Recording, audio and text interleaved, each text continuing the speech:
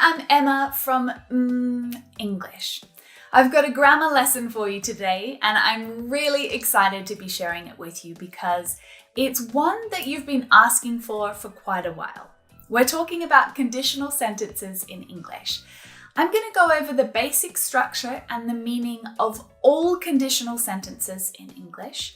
If you've studied these sentences before, then this video is going to be awesome revision for you. But if you're not so familiar with conditional sentences, then it's going to be an excellent introduction. So let's get started.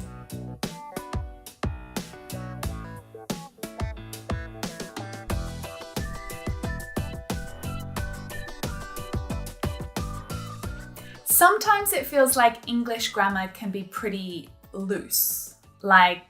Yeah, there's some rules, but sometimes they don't apply. Sometimes there's exceptions. I get it. I've got to teach it.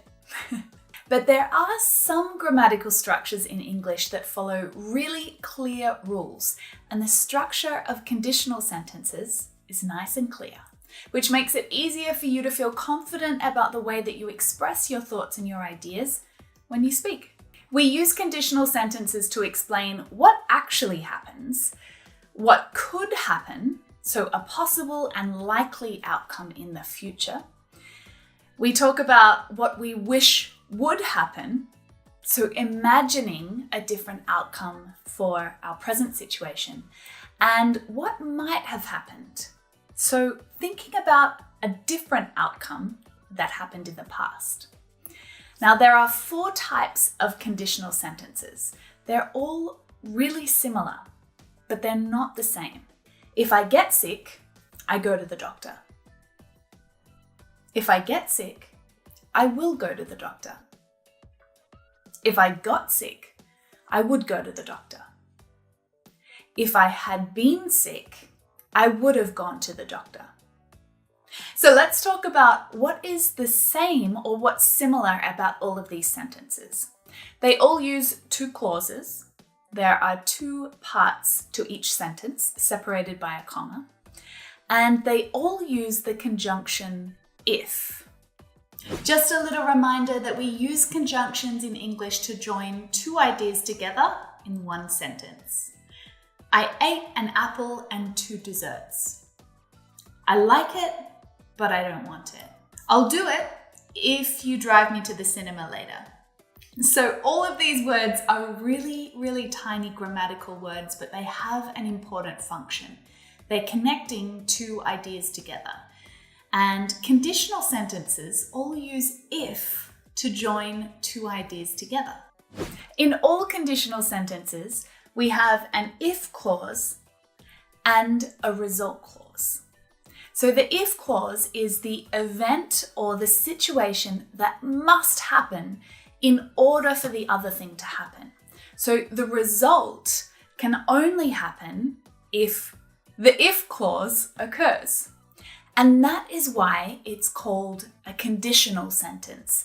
A condition is something that you have to do or a situation that needs to exist in order for something else to happen. You can't get this without squeezing this. There is a really important relationship between these 2 things. One relies on the other.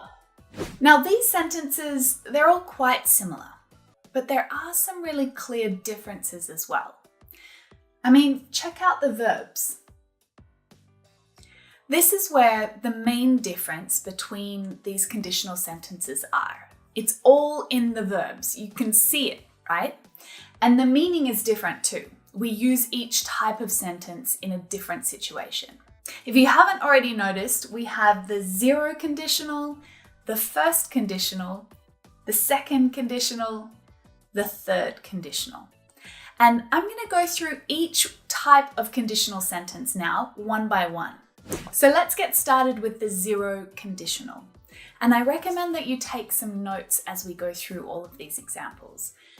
The 0 conditional is called the factual conditional. If I get sick, I go to the doctor. And it's one of the easiest to remember because both clauses are in the present simple tense, We have the if clause with the present simple, and then the present simple in the main result clause as well.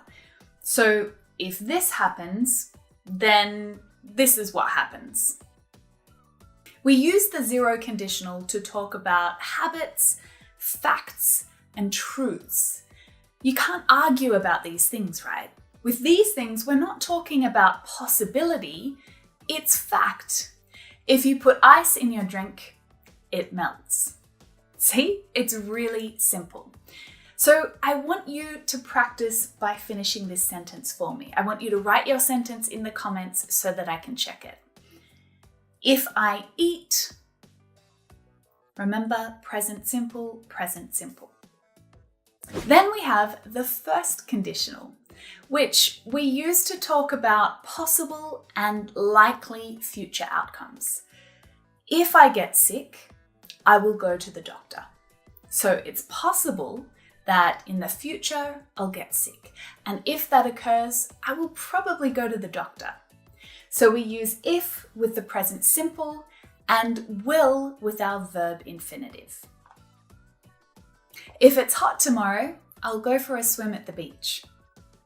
Now, am I sure that it will be hot tomorrow? No, but it is summertime here in Australia, and if it is hot, it's highly likely that I will go for a swim. If you join the Lingoda language sprint, you'll get lots of English speaking practice. So now it's your turn to finish a sentence. If we leave now, complete that sentence in the comments below, and feel free to also pause the video at any time and write your own conditional sentences down there for me to check. Now we have the second conditional, and we use it when we want to imagine that the present situation is different. So if I got sick, I would go to the doctor. This is a hypothetical situation, right? It's not real. Do I look sick? I'm not sick. I'm imagining that the present situation is different for some reason. I'm imagining that I'm sick. Now, if that were true, I would go to the doctor. Now, am I really going to the doctor? Because I'm not actually sick. It's an unreal situation. But to express this in English, we use if with the past simple and then would and the verb infinitive in the result clause. So we use the modal verb would to show that we're imagining the result. Don't forget that in English, all verbs that follow modal verbs are in the infinitive form. If I had more money, I would buy a boat. Now, it's really common and natural to use contractions in conditional sentences. I would definitely say, when I'm speaking naturally, if I had more money, I'd buy a boat. I'd, he'd, you'd, they'd. This pronunciation is much more common in spoken English. Okay, so now it's your turn to finish this sentence. If I finished work earlier, finish that sentence in the comments. There are lots of different uses for the second conditional. We use it to give advice, to give reasons why we can't do something, and generally just imagine that life is different. So I'm definitely gonna have to go through all of those different uses in detail in another video very soon. And the third conditional is the past unreal conditional. If I had been sick, I would have gone to the doctor. We use this structure to imagine a different past, different to the one that actually happened, right? We use if with the past perfect and would have with the past participle. Just to be clear, the if clause did not actually happen, but I'm imagining the result if the past was different. So in this situation, was I really sick? I'm not talking about what actually happened. I'm talking about what could have happened in the past, but didn't. And what I would have done if that had happened. Can you think of a time when this grammar structure would actually be useful? When you regret something in the past, something that happened in the past, and you wish that that result was different? If we had looked at the weather report, we would have stayed home. If I had known you were visiting, I would have made time to see you. Okay, it's your turn now. If I had, remember the structure. Let's do it. Pause the video if you need to so that you can write your sentence in the comments below. So that was an overview of conditional sentences in English. Now, with all of this in mind, it is possible to use mixed conditional sentences too. But I think that's a lesson for another day. This lesson was a summary or an overview of the different types of conditional sentences. So if you want me to explain any of them in more detail, to give you lots of different examples and to share some practice activities with you, then let me know. Whichever conditional sentence has the most requests will be the one that I make first. So make sure you put in your request down in the comments below. I'll make sure that I link to that lesson right here once it's finished. But for now, check out either of these two lessons and make sure you're subscribed so you know when the next lesson's coming. I'll see you soon.